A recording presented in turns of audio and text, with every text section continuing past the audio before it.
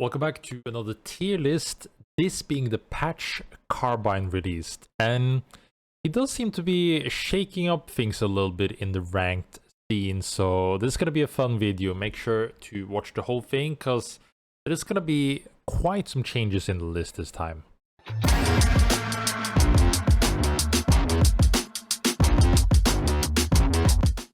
Alright, so to start us off, I will not be going in the order that I usually do, like the alphabetical setup kind of thing here. I'm going to be touching on most of the hunters that doesn't directly impact the top. Reason so is because of Carbine, there's been some rock, paper, scissor kind of matchups happening now in ranked. I'll get deeper into that later into the video. We'll start with Bibo though. Bibo getting nerfed this patch. Bibo's bomb got hit. It was long time due, like his bomb was mega strong. His kit again for ranked, like still struggling, so with the bomb also a lot weaker. He is in a weaker spot overall. He's not horrible by any means, but he's a hard hunter to master. It's not like you could just pick up Bibo and get a lot of value, and the bomb being one of the like easier things to kind of set up and try to one-shot somebody, being a lot weaker, makes him harder to utilize in ranked. His potential is still high though, so I wouldn't put him any lower than a B. I think B for Bibo, starting off very solidly though. I'm gonna skip Bishop for now, we'll get back to that. Brawl has not been touched. Brawl, again, as other patches, still like a very solid ranked hunter. Like he'll always be solid. Now with chaoticness and trying to play around certain stuff, like he will always have some sort of value, but you need to be good at him. So like you can't just pick up Brawl, the same kind of boat as Bibo, you need to be good at him. But I do think because of the meta and how things are shaping, I'll get more back to like the details later on the top part. I do think that he's better before because of matchup wise and things you will most likely be seeing in ranked. But I wouldn't put him like probably top B. You can argue bottom A. We'll get more back into the details. Celeste has not been touched, still very solid, still a very good pick, has no like super big weakness, like you need to get used to her passive to be able to deal a lot of damage. Nothing too much, still a very solid pick overall, would highly recommend. Krista is now in a little bit of a struggle boat because of how things are shaping up, because of the mix between hard engage and range matchups.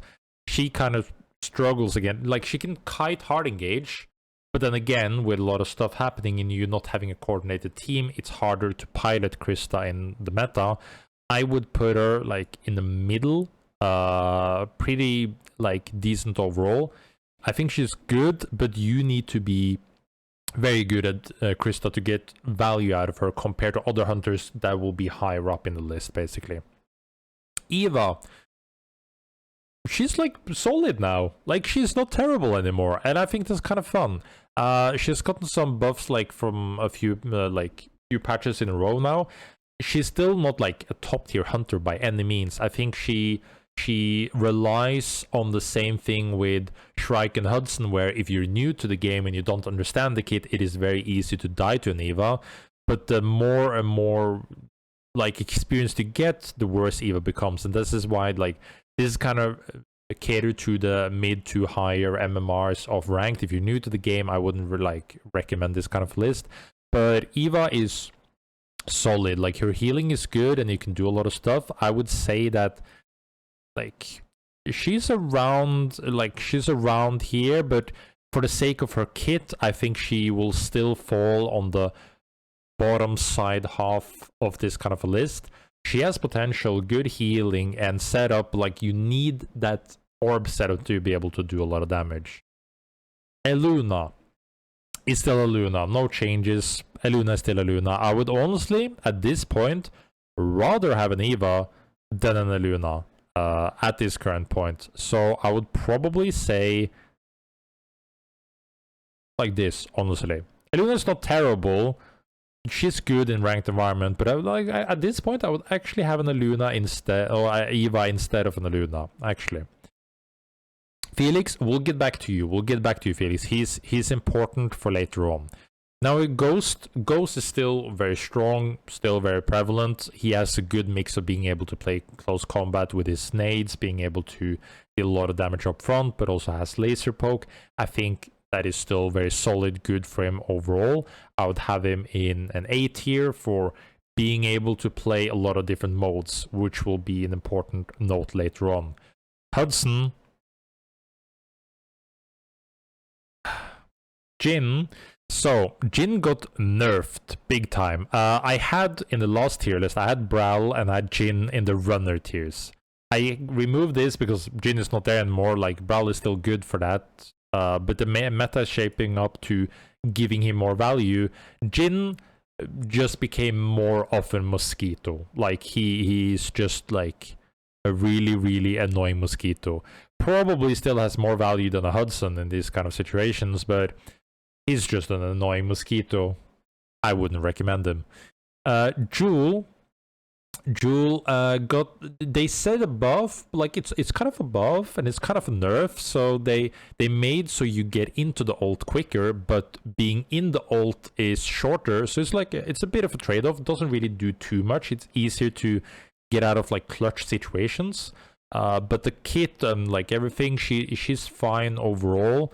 Probably has more carry potential than a Krista. I would say like you can mix a lot of the mid stuff here in between, back and forth. I wouldn't like get too nitty gritty on that kind of stuff, but the tier overall is like kind of where they belong. Then over to Kingpin. Kingpin is still like a solid hunter for playing in ranked if you're solo. Nothing is really changed with him. I would still say that he has a lot of great tools for ranked, for pick and being able to one-shot together with the team. I would say his kit is still then very solidly up in A because of how he works in ranked and how much he can get for free. So he gets like by a lot because people easily make mistakes in ranked. Then we have Shrike.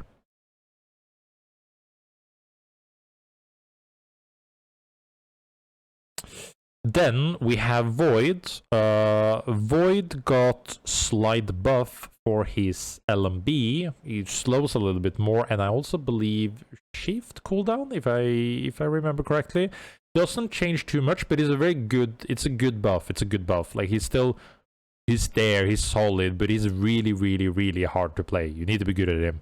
But there is more inherent value of his standoffs and being able to play with his slow LMBs if he's getting chased. So it's a good little nudge.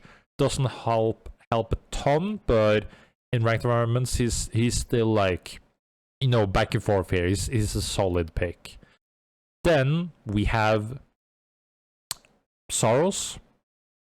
He got some, I don't know what happened with his RMB, but there was a bug with his RMB because of his mana, and I don't know, because I didn't play much Saros last patch, if it's a buff or a nerf, but like the mana part of his RMB doesn't do much because it's still extremely buggy. So I wouldn't recommend Saros just because of the amount of bugs and stutters you can have with that hunter. I think he could become a lot better if the bugs weren't so prevalent in his kit, but I would say that he still can do a lot of stuff. I would put him like around this area. You can again argue back and forth, doesn't really matter too much. But now we get into the rock paper scissors that I mentioned earlier. All of these hunters, I need to intertwine them. If you've been seeing my list, what is happening is that Felix's Shiv is like goated because you're seeing the mosquitoes and annoying Brawls and Jins everywhere. Now there's less Jins. But they're still very good and strong. Shiv, because of her healing on her passive and getting knocked, she's like full HP all the time, dealing good damage. Felix then also being good because a lot of short-range hunters, but they are now disappearing. And then the second part of those two hunters is Carbine coming out. And Carbine is a big counter to engage hunters. Carbine shits on Shiv, and Carbine shits on Felix engage. So they struggle now. And because he's new, a lot of people are playing Carbine. He's not like super hard to get into. I think he's very solid. I think he's very strong. But this shapes up to become like more of a rock, paper, scissor, because the other part of this is Bishop and Myth being really strong and having very good neutral if you go the RMB max on Bishop. I had Bishop lower before, but that was basically because of the meta. Now the value of R&B Bishop becomes a lot higher, which is a very annoying thing, but you also have very good mobility, means that they win out hard against Carbine, because Myth and Bishop, neutral is a lot stronger. Now, a lot of hunters don't play neutral in ranked. It's ranked, it's chaotic, a lot of stuff happens.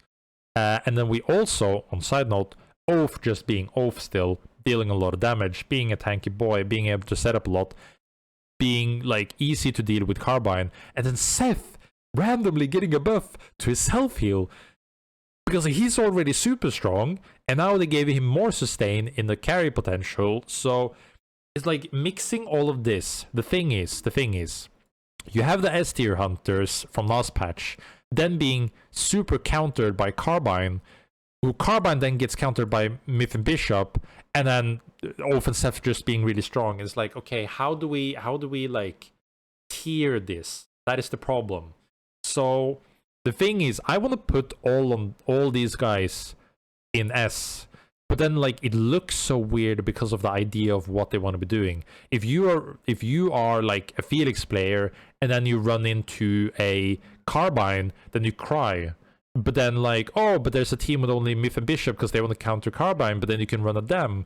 But then the team also has a Carbine. It's like, there's so many mixes and things and variables you now need to think about because of how he impacts ranked. I think it's really fun. And I do want to say that I don't think Carbine is broken, but I think he injects a lot of interesting matchups into ranked. So how I will do this is I will make this, I'll have 3 separates. I'll do like add row above. I'll have this. I'll do another one above. I'll have these in the color on the same here. This is gonna be like this. This is gonna make sense. This is gonna make sense. They're gonna be rock. They're gonna be paper. And gonna be scissor. I don't know how to write scissor. So rock is basically here. They want to go in rock, but they then get countered by paper. Paper deals with this as well. You can also put them here. But then you have scissors, who like deals well. Oh, this doesn't make sense because scissor deals. I need to wait. My analogy is not working. Hold on. This is not working because they deal well. They don't deal well with rock. Oh no, this is correct. This is correct. Scissor doesn't deal well with rock, but they deal with. It's fine. See, I'm smart. I can do this. And then done. And they're all like kind of S tier in their own way. So I think they're like, if you play around these combos, I think it's very interesting. But if you play around these combos, you will see that you have a lot of room you can play around this. But it's very like depending on how many mistakes happens and what kind of compositions you meet. But I do think this is like very, very how it's going in ranked at the moment from how I'm being seen myself. So I would highly recommend playing just any of these hunters, but then be aware of the kind of matchups and how these work together. I hope this was interesting. I was trying to make this as smoothly described as possibly. Might not have done the best way, but I hope you guys enjoyed anyway. This has been the tier list. I'm excited to see what happens in the future. Can we please get some nerfs to Oath and Myth? I don't want to see them anymore. Oath and Myth nerf. Can we have them? Thank you very much, and I hope you guys enjoy the rest of your day. See ya, guys. Bye. See ya. Woo.